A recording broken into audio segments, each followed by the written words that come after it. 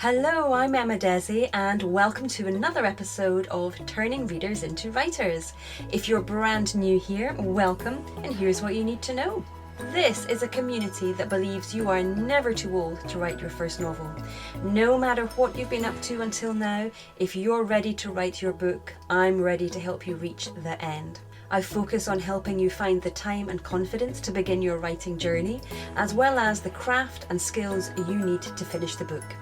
Each week I interview debut authors, editors and industry experts to keep you motivated, inspired and educated on all things writing, editing and publishing. If you want to catch up, head on over to emmadesi.com where you'll find a wealth of information and tools to help you get started. Before we dive in, this week's episode is brought to you by my free cheat sheet, 30 Top Tips to Find Time to Write. In this guide, I give you 30 ways that you can find time to write in the small gaps that appear between the various errands and tasks and responsibilities that you have in your day-to-day life. Now, you might be thinking that you don't have any time to spare, but I can guarantee these top tips will give you writing time you didn't think you had. If you thought writing always involved a pen and paper or a keyboard, think again. If you thought you needed at least an hour at a time to write your manuscript, I help you reframe that. You won't be disappointed. Get your free copy of 30 Top Tips to Find Time to Write by going to emmadesi.com/30 Top Tips. Okay, let's dive in to today's episode. Patricio X Maya Solis was born in Quito, Ecuador, but moved to California at age 12. He writes in both English and Spanish, and his first book, Walking Around with Fante and Bukowski, is made up of 21 essays grouped into sections about art, politics, and autobiography. His second book, 80 Miles Per Hour, is a collection of 80 powerful poems written in Spanish. Reggaeton Cruise is the author's third book and his first published novel. His upcoming book, Too Much Sweetie, is a lyrical novel about René, a young Ecuadorian artist trapped between a moneyed upbringing and his current down-and-out North American reality.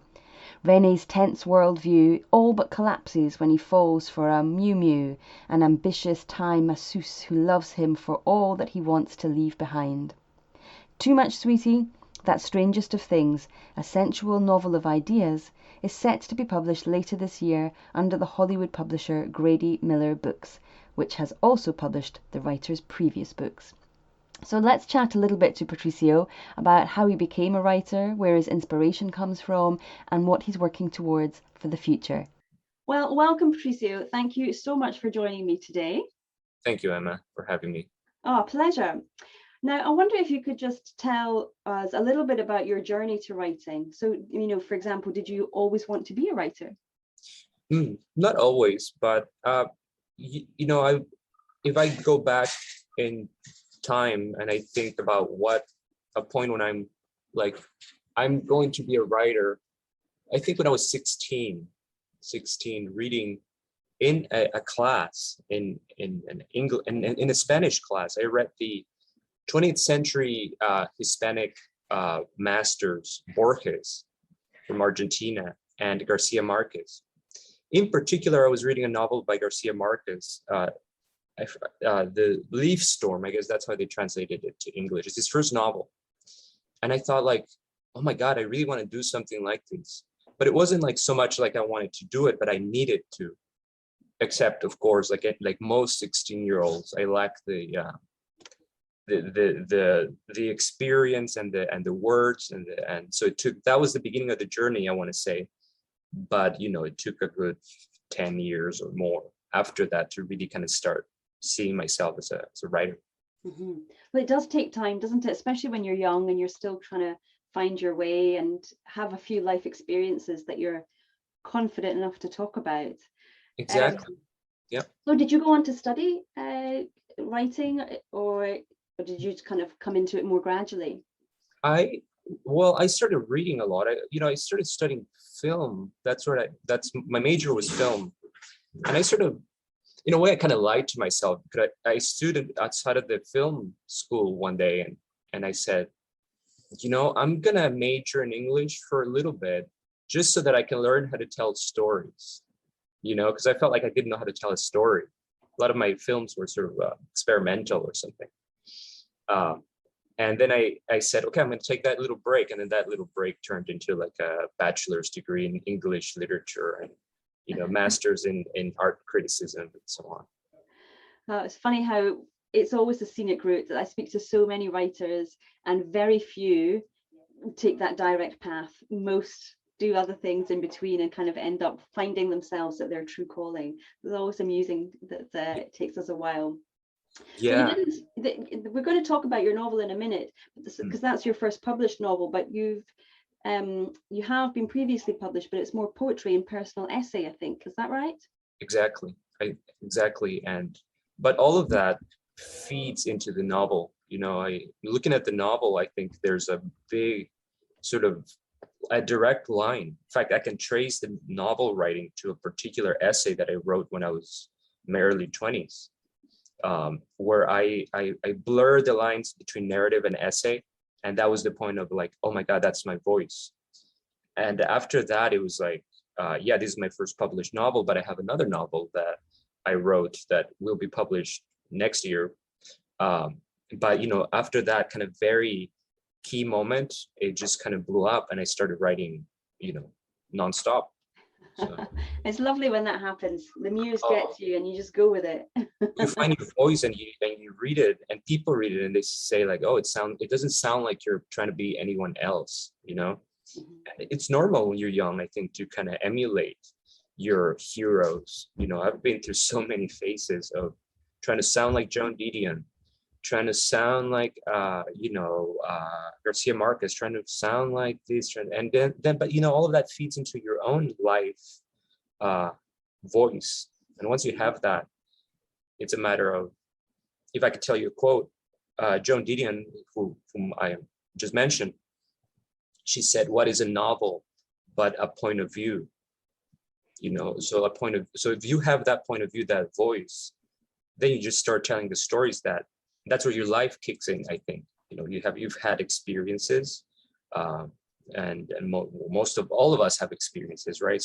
But once you have that angle and that tone, then it just takes off. So, to beginning writers, don't be impatient, because you'll find it if you look for it carefully. Yeah, good advice there. Yes, don't be impatient. I like it. So tell us about your novel that came out earlier this year in May, if memory serves me right. I always say it wrong. Reggaeton Cruise, is that right? Reggaeton. Think of reggae, right? So reggae, the music is with T-O-N, which reggaeton would be the kind of Caribbean, Hispanic way of stating in that kind of music that we all know, they're Bob Marley music, except with tones with hip hop influences and like Latin percussions. Reggaeton Cruise. Reggaeton Cruise, cool. I got a little bit of education there in music. So good. So it came out earlier this year, and you mentioned just a little bit before that the novel idea came out of something you'd previously written. So how did that evolve and become into the novel it is now? And even, where did the idea for that original short piece come from? Yeah, so interestingly enough, I think there are a few episodes in the novel that kind of evolved from things that I'd done or seen or been into, So like take the main character of the novel, right? Or one of the main characters, Delphine Quispe, who's an indigenous man from the Andes region of Latin America, which has its own culture, its own sort of language even, right? And he is based upon a real teenager who became famous, in the world of YouTube, or essentially if you say his name, a lot of people know it still, even like years after the fact. He posted a very kind of ridiculous and cringy song on YouTube, but like gloriously ridiculous, right? So that people, like, you couldn't forget it. And the cringy part is like real cringy, okay? Like, I'll send you the link, and then, you watch it, and this guy posted, and I wanted to write something about that for a long time, but I didn't know how to, because it was so comedic, but I knew it was serious at the same time. So that was floating my mind for years. Okay, one. Two, I went to a barbecue with a friend uh, with a friend of a friend, and that friend of a friend happened to be from Liberia, the country of Liberia, West Africa. Okay, and we had a couple drinks, and when people have a couple of drinks, they start sharing a lot, and he started sharing his life story. I guess he felt comfortable, and I was enthralled because he shared a life story of pain, but also triumph. He was like a really young guy, like 26 or something like that. And essentially he said he was a war refugee, and he was at the camp. His mother fell ill, and there was no ambulance. She drank some bad water. Now, this was based off of one conversation one night, but that really kind of shook me to the core. I told him a little bit about my story, but what I did that night is I listened to him really carefully, and I related everything that he said to my own migrant and immigrant experience. So suddenly I had this experience of the Delphine, this kind of real based character, my own experience, obviously, right? And then this experience of this other guy who had been also through the immigrant situation, but completely different. And yet there were a lot of similarities. If you add to that the fact that I've met a lot of people from all over the world, including a lot of Asian immigrants here in California, I had the whole sort of recipe. I just had to put it together, and I think the subconscious did that. I didn't do it, but it came out pretty well, I think. Yeah, I heard when I was watching another interview that you had done, you were saying that actually it was sort of lockdown and being confined that gave you that space and that sort of breathing room to be able to just sit down and get this story done. So it was quite it feels like maybe it was quite a cathartic process for you. You've been hanging on to this story about the YouTube star for so long, and then the right vehicle came along and you went with it. Yeah, there was something, I think, that once I found the tone of the novel, and I think I was lucky, or maybe, I don't know how these things work, they just form and coagulate inside of you, and then you just come out, right? I think it's good to respect that kind of mystery, right, in a way. But the physical actual things in terms of the lockdown, I was suddenly home for a long time, right, for hours, and I'm not somebody who likes to stay home too much, so like I get really restless. And then I found the tone, which was kind of comedic, but also a little bit sarcastic, and I got it when I found it, and then I sat down, and I couldn't do well. You couldn't go out, we're still in the pandemic, but it was like the worst of it. So I did 3 or 4 hours a day, to the point that I had no idea I had no idea what was going on outside of my literary bubble. And when I woke up from that, meaning when I finished the first draft, it was like literally a shock, because I started paying a lot more attention to the news and all of that, and it's like the world had changed, Mm-hmm. Yes, I think that can happen to us as writers, isn't it? We can get just consumed by what's going on in the here and now in front of us on our desk, and then it's quite a shock when you do lift your head up and see, everything's changed. The world is not what it was when you started however many months ago. Because there's so much momentum also behind a big project like this, like literally, emotional momentum. So you go forward for months at a time, completely, your life is solved in a way. The problem that is life is solved because you have a goal. So just like when you go to school, when people go to get a degree, they go to school for 3, 4, 5 years, whatever, and then they graduate. And that's when they enter the quote unquote real world, right? I think it's the same way for writers. We like have this school or this project that's a kind of school, and then we graduate, but then we have to re-enter reality. It's so true, so true. So you've mentioned, great. So you've mentioned, two of the characters that sort of spurred on the idea for this book and sort of helped bring it together. But I know you have a large cast of characters that you deal with, which in itself must have sort of posed a few technical conundrums for you. But I wonder if you could just give us a little sort of synopsis of some of the main ones that we meet when we read the book. Yeah, thanks. Well, the first thing I should say is that the novel is constructed as a series of narratives that are not necessarily first-person narratives, but that are very limited in terms of point of view. What does that mean? That when I tell the story of, for example, we have Arjun Parn, who's the Estonian video gamer, essentially kid, 13 years old or something like that, who is like a video game sort of master already at that early age, right? The whole book is based upon his point of view, which is he's at home alone playing video games during like a summer break, okay?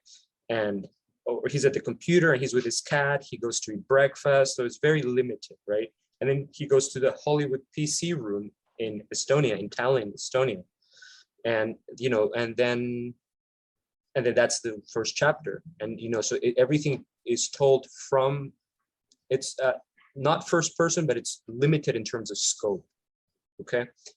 He goes to the chat room, he goes to the computers and plays video games and talks to his friends as teenagers do, with the language teenagers and even emoticons, and all these things. So in a way, that's the tone. And then the tone shifts when we go to the second chapter, or we can call it a chapter, the second sort of section, where you have another teenager, a slightly older teenager, 16 years old, who is in the Andes region of South America, and his father passes away from a virus, the Andes virus, which is real, and it's the virus is real. So like his father dies, and he is in the mountains, and essentially he says, okay, I want to move, right? And so the whole story is told from his perspective, with his vocabulary, with like a peppering of foreign terms in each chapter. Okay, and then we have different chapters. We have the Furukawa sisters chapter, which is told from the point of view of 3 Japanese sisters who are in America learning English, but who are also, it's a kind of extended vacation for them. And so they're also well-to-do in terms of monetary income and all of that. So like their reality of just the chapter is like takes on that kind of mask of that voice, and so on. There are other chapters. There's a Liberian refugee who's like very focused on working and making it in the United States. There's a former tennis player from Ecuador who is sort of in between what to do after he has sort of not retired, but got injured and he can't play tennis anymore. So he's there, and a host of other characters. Yeah, so they're all intersect. So they all come together on this cruise and intersect on the cruise towards we learn about them as they're going through their life and as they make their way towards this cruise, and that's when they intersect. Exactly. And there's a kind of, there's a structure that connects them all in a way that there's a structure that connects us all, right? So like, in fact, we might be in different countries, right? Both of us here. And then you have your own cultural and let's say family background, and so do I, and linguistic, right? But due to this superstructure that is globalization and the contemporary capitalist world, we can interact, and the technologies also, right? Mm-hmm. We can interact and speak to each other and communicate, and we use English, which is the world language, right? So in a way, the novel really reflects that reality, so that we have characters that are utterly different, but when they enter what I call in the novel the core, meaning the core of the global world, very sort of developed world, the United States, right? They enter that, in a way, it's kind of like an extended Disneyland, right? Like they're in America, we've entered America, and so they start interacting in ways, and they can communicate, and it's funny in ways, but also very, very interesting how they're able to sort of put their cultures behind in order to step into the global culture, because there is a global culture. Yes, I see what you mean. Yes, because we have to have a degree of commonality, I guess, for us to be able to come together and communicate. We don't give up everything. We still have our background and the culture that our parents gave us and their parents gave us, but we need to maneuver in the modern world where there are people from, well, you were talking before we started recording, for example, you were talking about Los Angeles, which has such a diverse group of inhabitants. And so in order for us all to live together and move together, there needs to be sort of compromise, I guess, along the way to fit together in big cities. Yeah, and more and more so, the big cities of the world are becoming that way, global cities, which is, I'm not foolish enough to think that there's no loss there. There is every gain also entails a loss, right? So there's a gain of cosmopolitanism, but also, and I think that's also one of the themes of the novel, particularly as it relates to Delphine, but also other characters, that sense of what is gained and what is lost, right? Mm-hmm. So what is gained is that they gain access to they become sophisticated individuals, through English. People are able to communicate with each other and talk about popular culture, right? So like I sometimes the line gets blurred between reality and fiction here, but I'm a teacher, and sometimes I ask my students, I teach a music criticism class, and I ask them, I have students from all over the world, like literally all over the world, okay? And I ask them, what kind of music, tell me like one or two famous singers or artists from your countries, right? So Chinese students will say 2 or 3 famous Chinese singers. The Mexican students will do the same. The American students, well, not American, but mostly from all over the world, they will say, I don't know, Saudi Arabia, and they will say famous singers, right? And then I say, how many of you know of at least one famous singer from another country? Of these singers or musicians that were mentioned, and literally most, like 99.9% don't know even one, right? And then I say, who knows Michael Jackson? And everybody raises their hand, right? And it's kind of obvious, right? And who knows Justin Bieber, who's actually Canadian, right? Everybody raises his hand, and so, and we know both of them, right? So that is the kind of common culture that people step into. That is the sort of common money, in a way, or the common denominator for them to exchange ideas. And there's something to that in the novel, but something is lost because they cannot talk about, unless they explain who so and so is, then that is not, doesn't translate. Yeah, gosh, very deep. There's lots of different layers there, isn't there? You could look at kind of almost every aspect of every culture and see where there is alignment, and also when it's very different and very separate. Yeah, but I'm going to move us on. Yeah, thank you. But because I was intrigued, because you're bilingual, you speak and you write in both Spanish and English. So I was wondering if that has any impact on the writing that you do. Do you find that you're drawn to certain types of stories or poetry when you're thinking or reading or writing in Spanish? And likewise, are you drawn to different things when English is the language of choice? Yeah.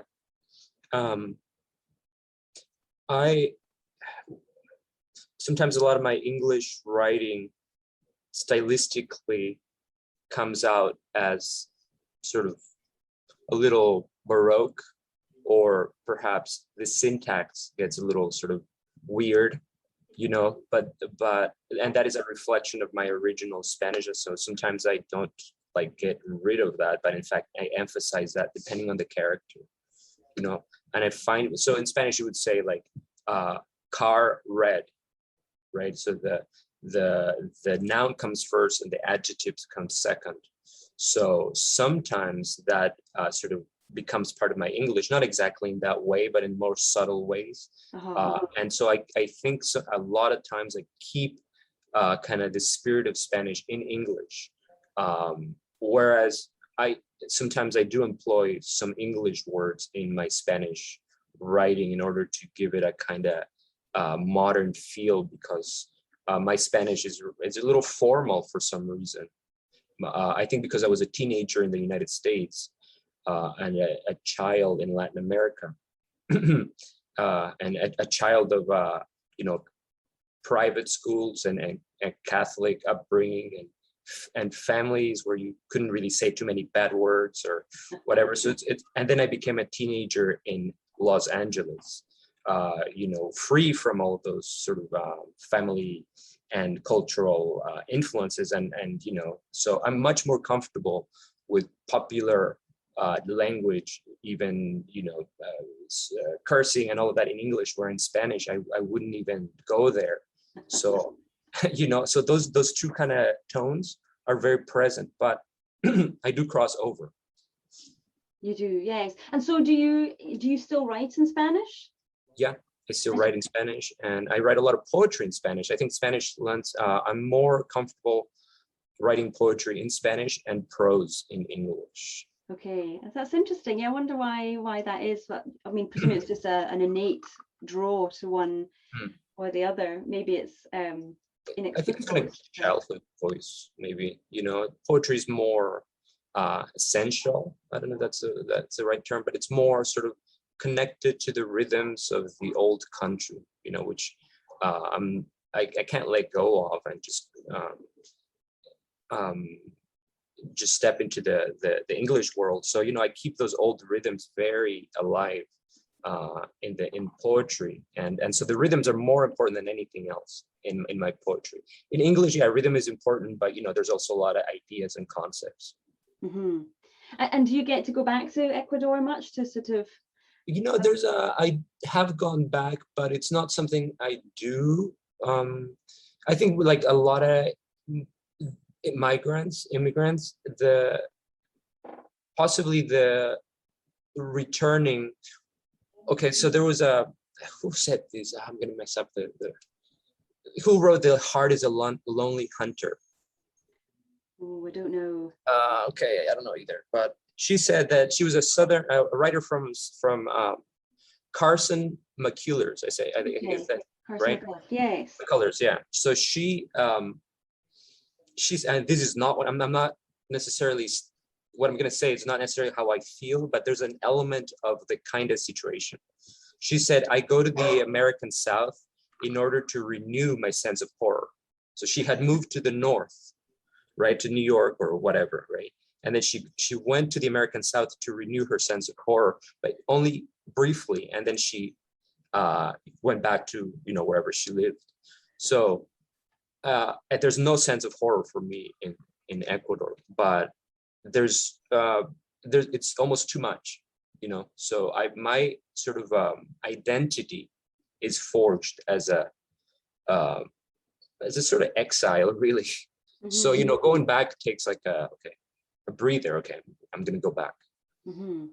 But that's not to say that I don't read the newspapers every day, and from there and the poetry and everything, So you keep that connection going. So now you not only do you write, but you also teach as well, as you've mentioned. And I wonder, how do you manage to balance that time between doing the sort of the 9 to 5, the day job, but also leaving enough, not just physical time, not just time, but actually kind of brain space as well to have that creative side of your life too? How do you manage that, or is it each day as it comes?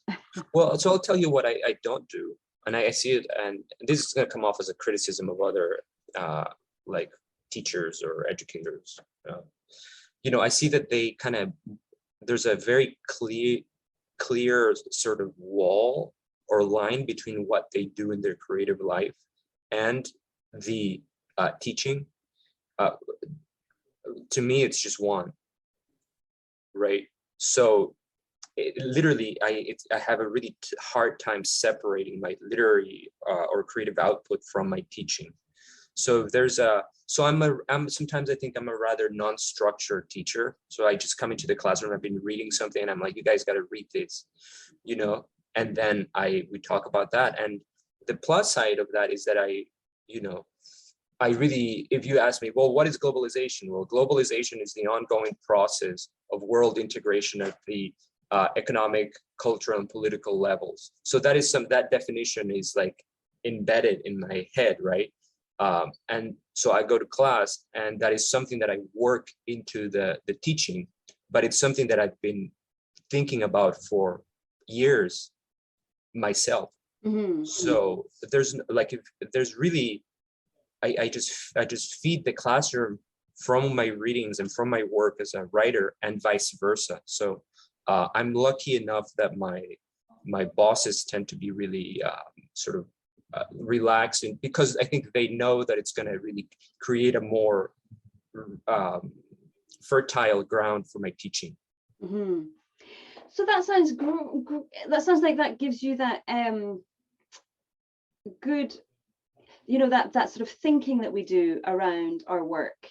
Because before we actually start writing, there's always kind of all this, not mess, but it's a soup of ideas and thoughts going on in our brain before we manage to put them on paper. So it sounds like your teaching is a great time to be able to do that, and even kind of possibly sound out the thoughts of your students and what works, what doesn't, what's a good idea, what's not. But then there comes a time, especially for long form fiction, there comes a time where you have to sit down and write it. So right. How do you balance that element of the writing life with the 9 to 5? There's no balance. Like when writing the novel just takes over, and then I manage to live however I go to work, I show up to work, but I might be just like literally as I step into the classroom thinking about the plot, and then it's like, good morning, everybody. Okay, what are we doing today? And I'm not, and it sounds like a bad teacher, but sometimes then I'm able to work all that I've been doing in ways that are, of course, it's not the same. I'm not going to tell my students if they need to learn how to write an essay about my characters, but I might be able to tell them how to write like rhythm, say like you have long sentences and short sentences, and that's something that I've been working on. So really, in terms of time, yeah, you show up to work because you got to make money. But to me, like literally the separation between the kind of work and the teaching it's very it's there because it needs to be like a different activity. But at the end of the day, writing is writing, reading is reading. To me, what's more important than anything is being able to exercise, work out. So like if I have 3 things in my life, earning an income so that I can eat and pay rent, and then the writing, which gives me a goal and a sense of structure and kind of outlet for my imagination, and then exercise.